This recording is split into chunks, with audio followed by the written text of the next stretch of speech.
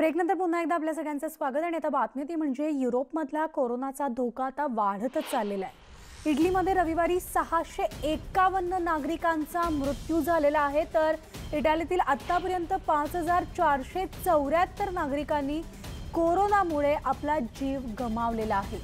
तर अमेरिकेमध्ये मागील 24 तासांमध्ये म्हणजे या 24 तासात 100हून अधिक नागरिकांचा मृत्यू झालाय। त्यामुळे अमेरिकेत सुमारे 400 जण कोरोनाची शिकार झालेले आहेत। तिथं 30,000 नागरिकांना कोरोनाची लागण झाली आहे। तर फ्रान्समध्ये आतापर्यंत कोरोनामुळे 674 नागरिकांचा बळी गेलाय।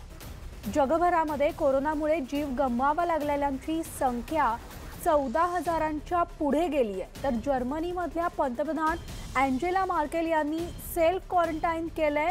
मार्केल ज्यांच्या संपर्कात आलेल्या होत्या ती व्यक्ती देखील कोरोना पॉझिटिव्ह आढळल्यानं त्यांनी हा निर्णय घेतलेला आहे। आपण अधिक माहिती जाणून घेणार आहोत। आमचे प्रतिनिधी प्रशांत लीला रामदास आपल्या सोबत आहेत। थेट आपण प्रशांतकडे जाऊयात। प्रशांत, आपण पाहतोय खरं तर क्वारंटाईनचं सावट जो आहे ते संपूर्ण जगावर आहे आणि मृतांच्या संख्येत सुद्धा इटली असेल, अमेरिकेमध्ये सुद्धा आपल्याला या गेल्या 24 तासांमध्ये वाढ झालेली पाहायला मिळते आणि आता भारतात सुद्धा कोरोनाग्रस्तांची संख्या, रुग्णांची संख्या वाढलेली आहे।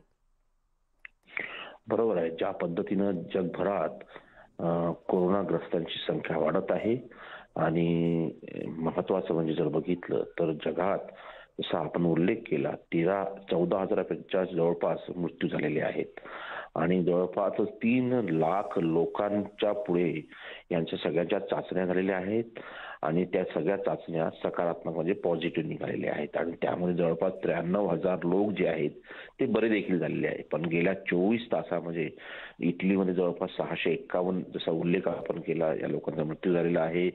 स्पेनमध्ये कोरोना व्हायरसमुळे आतापर्यंत 394 एका दिवसात काल 394 लोकांचा मृत्यू झाला। अमेरिकेतही 100पेक्षा जास्त लोकांचा मृत्यू झाला।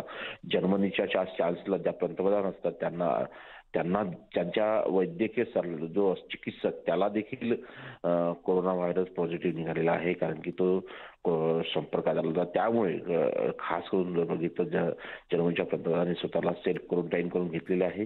भारतात देखील परिस्थिती अशाच प्रकारची आहे। अनेक खासदारांनी ज्या पद्धतीने सेल्फ क्वारंटाईन करून घेतलंय, आज महत्त्वाचं म्हणजे ज्या साधारणतः गेल्या आठवड्यामध्ये ज्या पद्धतीने एक स्टँडिंग कमिटीच्या बैठकीमध्ये दुष्यंत सिंग उपस्थित राहिले होते आणि त्यानंतर ते पार्लमेंटच्या सेशनमध्ये देखील उपस्थित राहिले। त्यामुळे आज अनेक खासदार हे आजपासून संसदेचं पुन्हा सत्र सुरू नव्हतं पण त्यात अनेक लोक सहभागी होणार आहेत। शिवसेनेचा एकही खासदार सहभागी होणार नाहीये, एनसीबीचा एकही। अगदी खरं आहे प्रशांत, त्यामुळे या सगळ्या खासदारांनी सुरक्षिततेचा उपाय म्हणून हा निर्णय घेतलेला आहे आणि नागरिकांकडून सुद्धा तीच अपेक्षा करण्यात येते।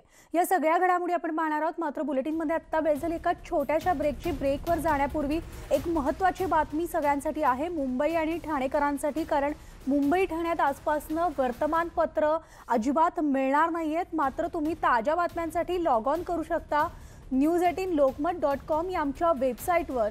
तसंच ट्विटर आणि इंस्टाग्रामसाठी आमचं हँडल आहे @news18lokmat।